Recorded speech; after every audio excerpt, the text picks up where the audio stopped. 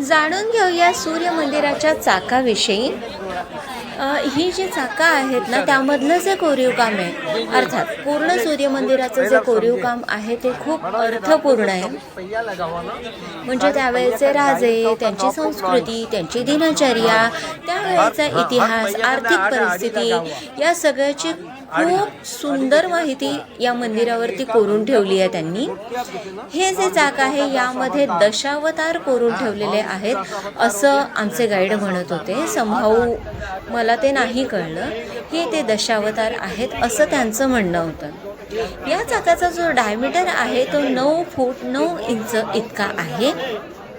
म्हणजे प्रत्येक चाकाचा डायमीटर 9 फूट 9 इंच इतका आहे।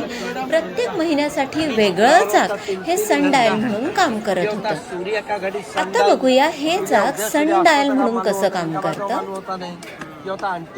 एकतर ह्याची जी दिशा आहे म्हणजे हे अँटी क्लॉकवाईज सुरू असतं, कारण या बाजूला पूर्व दिशा आहे आणि एकदा सूर्य उगवला की मग इकडे त्याची सावली पडते आणि त्यानुसार वेळ कळते।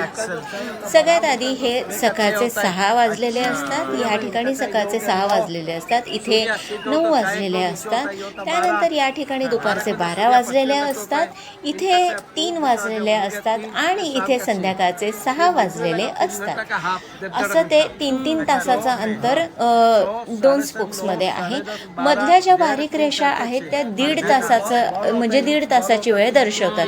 तिकडे 8:30, इकडे 11:30 आणि इकडे 1:30 अशा पद्धतीने। हे जे 2 बॉल्स आहेत या 2 बॉलमधलं अंतर 3 मिनिटं इतकं आहे। म्हणजे तुम्ही 3-3 मिनिटं जर जोडत गेलात तर बरोबर तुम्हाला ती म्हणजे 1 तासाची 1.5 तासाची अशी वेळ मिळत जाते। सो इतकं इंटरेस्टिंग वाटलं हे ऐकून आम्हाला की मग भारावल्यासारखं वाटलं आणि ते डॅमेज झालेलं पाहून खूप वाईट पण वाटलं। सो आजचा ब्लॉग एवढाच होता।